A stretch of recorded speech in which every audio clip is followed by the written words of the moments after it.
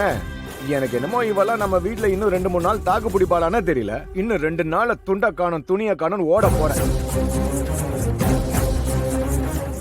முறையா அந்த வீட்டுக்கு வந்திருக்க. ஆரம்பத்துல இருந்து உனக்கும் எங்களுக்கும் ஒத்துக்கோல.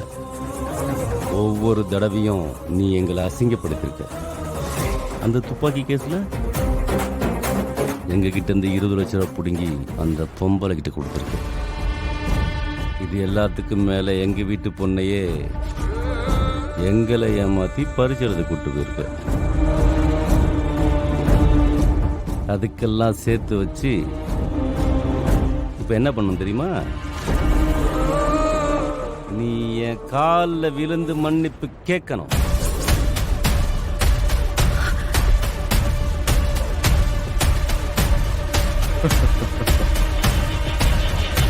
அதுதான் இந்த வீட்டு வேலைக்காரியா நீ செய்ய வேண்டிய முதல் வேலை.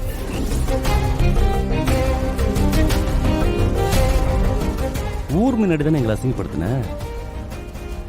அதே மாதிரி இங்க நிக்கிறவங்க முன்னாடி என் காலில் விழுந்து உங்களுக்கு பண்ணதுக்காக என்ன மன்னிச்சிடுங்கன்னு கேட்கணும். வந்த உடனே இவங்க வேலையை காட்ட ஆரம்பிச்சிட்டாங்களே. அண்ணா என்னடா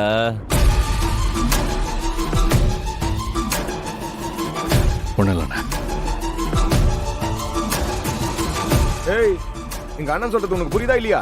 என்ன சரமா நின்னுட்டு இருக்க? வந்து மன்னிப்பு கேளு.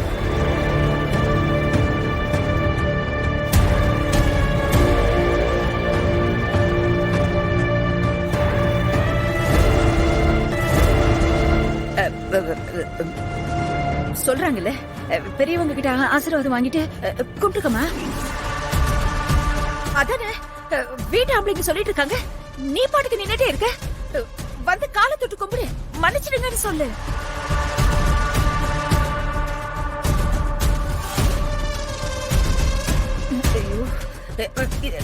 இத பாருமா, பெரியவங்க தானே, வந்து ஆசீர்வாதம் வாங்க. இங்க ஆசீர்வாதம் வாங்குறதுக்கெல்லாம் இடமே இல்லை. நேரடியா காலில் விழுந்து மன்னிப்பு கேட்கணும். அப்படி இல்லைன்னு வை, நீ இந்த வீட்டுக்கு பொருத்தம் இல்லாத வேலைக்காரின்னு நான் இப்பவே முடிவு பண்ணிடுவேன்.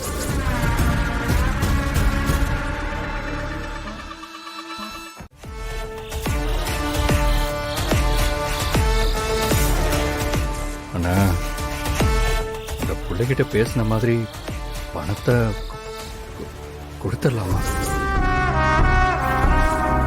இல்ல பணத்தை கொடுத்தா அது போயிரும்ண்ண. அப்புறம் அது நம்ம பக்கமே வராது. அவ அக்கா கல்யாணம் நடக்கணும் தான் எல்லாத்தையும் ஒத்துக்கிட்டு இங்க வந்திருக்கா. பேசாம பணத்தை கொடுத்துடலாம்ண்ண. என்னடா கருத்தெல்லாம் பேசிட்டு இருக்க? என்ன பண்ணணும்னு எங்களுக்கு தெரியாதா? என்ன கல்யாணம் பண்ணணும்னா கட்சி மாறிட்டியா? என்ன என்ன இப்படிலாம் பேசுறீங்க? எனக்கு எப்பவுமே நீங்க தானே அண்ணன். நீங்க என்ன சொல்றீங்களோ அதானே செய்வேன். அவளுக்கு எப்ப பணத்தை கொடுக்கணும், எப்படி கொடுக்கணும்னு எனக்கு தெரியும். இதுக்கு தான் சொன்னேன், இவனுக்குலாம் இடம் கொடுக்காத படிச்சு சொன்னேன். நீங்க கேட்டீங்களா? இப்ப பாருங்க, நமக்கு புத்தி சொல்றான். என்னண்ணா அண்ணன் கிட்ட என்னென்னமோ சொல்றீங்க? என்ன எப்போவாவது அண்ணன் பேச்ச மீறி நடந்திருக்கேன்? நீங்க என்ன சொன்னாலும் சரியா தானே இருக்கும். அப்போ நான் சொல்றது மட்டும் சரி. இப்போ அவளை கூட்டு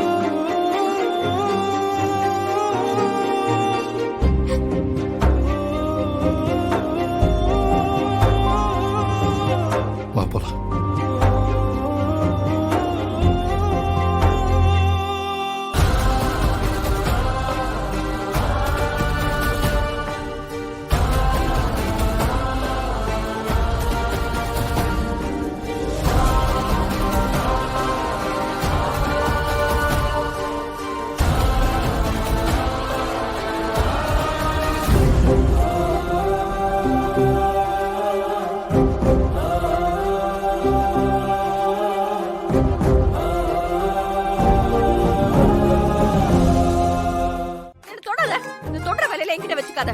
ஏய், உன் மேல விருப்பப்பட்டு யாரும் உன்னை தூக்க வரல. அதுக்குள்ள எப்படி கத்துற? இந்த சேர் உடைஞ்சிருக்குன்னு முன்னாடி சொல்ல வேண்டியதானே? அந்த அறிவு இருந்திருந்தா யார் ஒருத்தவங்க சொல்றாங்கன்னு ஒரு பொண்ணு கழுத்துல தாலி கட்டியிருப்பியா? தேவையில்லாம ஏதோ பேசிட்டு இருக்காத. ஏதோ கீழே விழுந்துட்டேன்னு பரிதாபப்பட்டு தூக்க வந்தா உன் பரிதாபத்தை என்கிட்ட காட்ட வேண்டாம். உன் அக்கறைலாம் எனக்கு தேவையில்ல. கீழே விழுந்த எனக்கு எழுந்திருக்க தெரியும். நான் ஏதோ பொம்பளைங்களை தொடறதுக்குன்னு அலையிற மாதிரி கத்திட்டு இருக்க. ஐயோ, ஒரு பெரிய ரோதனையா போச்சு.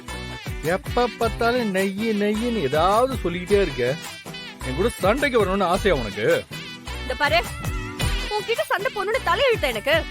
நீ நடந்துக்கிறது அந்த மாதிரி இருக்கு. இங்க பாரு, தேவையில்லாம என்ன டார்ச்சர் பண்ணாத. சீக்கிரமா நல்ல மாதிரியான பேரை வாங்கு. அப்பதான் இங்கிருந்து அனுப்புவாங்க. மிச்ச பணத்தை வாங்கிட்டு போயிட்டே இருக்கணும். அதுதான் உனக்கும் நல்லது, எனக்கும் நல்லது. புரியுதா? நல்ல மாதிரினா எப்படி? உன் பொண்டாட்டிய நடந்துக்க சொல்றியா? ஏய், நான் உன்கிட்ட அப்படி சொல்லவே இல்ல. இந்த மாதிரி அடாவடித்தனம் பண்ணன்னு வையி, நான் நடந்துக்கிற விதமே வேற மாதிரி இருக்கும். கொஞ்சம் விட்டா ஓவரா பேசிட்டு இருக்க. யாரு யாரு நான் ஓவரா பேசுறேனா? ஏய்,